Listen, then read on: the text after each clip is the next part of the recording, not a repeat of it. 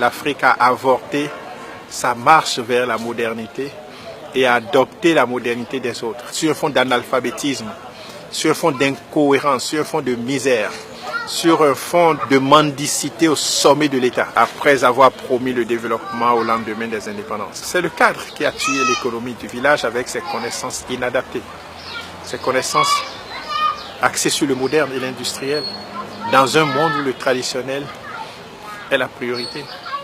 Il faut revoir les choses. Les normes européennes ne sont pas les normes africaines. Les normes des villes ne sont pas les normes du village. L'immunologie du monde paysan ne doit pas être l'immunologie de ceux qui vivent sur les carreaux cirés, quoi.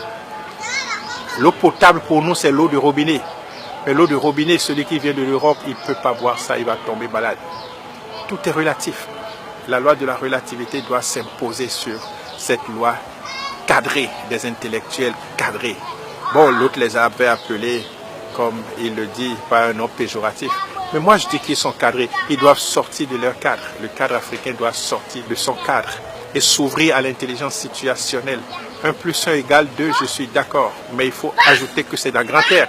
1 plus 1 ne donne pas 2 dans la famille. Ça devient les mathématiques de la stérilité dans la famille. 1 plus 1, si ça ne donne pas 3, 4, 5 ou 6, vous ne pouvez pas vivre ensemble.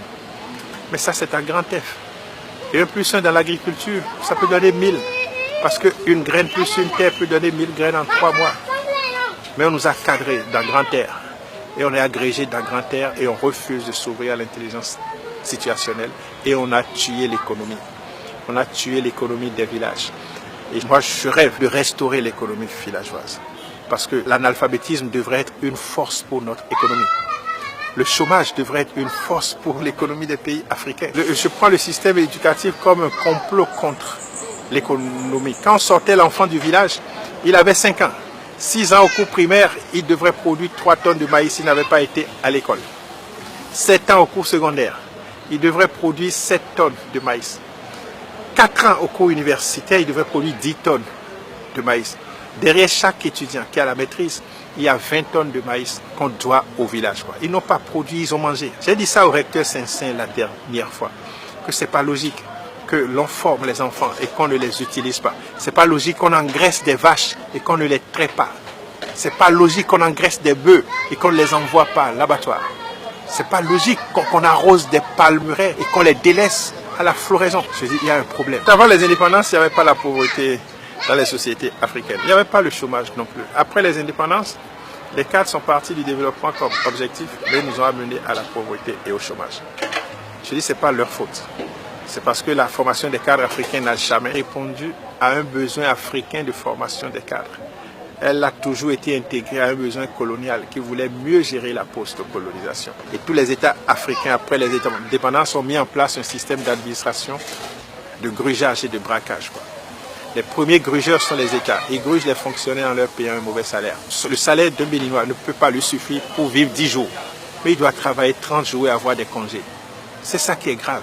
C'est ça qui est incohérent. Quand vous êtes payé comme ça, vous n'avez que la surfacturation, la corruption et les projets dits de lutte contre la pauvreté pour arrondir les bouts. Donc l'État vole les fonctionnaires en leur payant un mauvais salaire. Les fonctionnaires volent l'État, pas la surfacturation, la corruption et les projets dits de lutte contre la pauvreté, mais qui au fait ne luttent que contre la pauvreté des cadres. Les deux se mettent ensemble pour gruger les paysans en achetant moins cher leur production. Le coton, le poulet, le cabri n'ont jamais été achetés à leur prix coûtant. Le paysan, à son tour, il gruge la terre en tirant de la terre toute sa production sans rien donner à la terre. Il tire de la chèvre toute sa production sans rien donner à la chèvre. Il tire du poulet toute sa production sans rien donner à la poule mère. Et pour finir, toutes ces entités, terre, poulet, cabri, porc, sont rentrés en grève contre l'homme. Comme les fonctionnaires grèvent contre l'État, eux ils aussi grèvent en réduisant leur productivité. Autant de nos grands-parents, les poules pondaient jusqu'à 20 œufs. Aujourd'hui, elles ne pondent que 6 ou 8. C'est leur façon de gréver. La terre donnait bien au temps de nos grands-parents, mais aujourd'hui, elle ne donne plus. Après 5 ans d'exploitation abusive, la terre arrête de donner la production. Et vous voyez, les poulets, les pintades, les canards, les cabris sont allés jusqu'à réduire leur masse corporelle pour s'adapter à la misère qu'on leur a imposée. Et c'est ça, au fait, la pauvreté.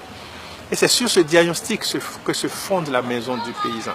On retourne à la terre ce qu'on lui a volé. Et la terre est prête encore à donner le maximum de production. On retourne aux animaux ce qu'on leur a volé. Et c'est là même qui est l'idée du retour au village, quoi. Le retour au village. On retourne au village ce qu'on lui a volé, le village va prospérer. On retourne à l'Afrique ce qu'on lui a volé, l'Afrique va prospérer.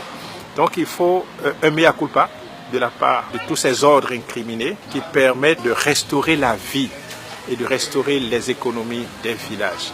Le chômage dans un pays comme le Bénin, c'est une honte. C'est une démission, puisque ça profite aux politiciens. Puisque la misère leur profite, la pauvreté leur profite, c'est sur un fond de pauvreté qu'on est maire ici, qu'on est député au Bénin, qu'on est président. Puisque ça leur profite, ils ne trouveront jamais la solution à ça.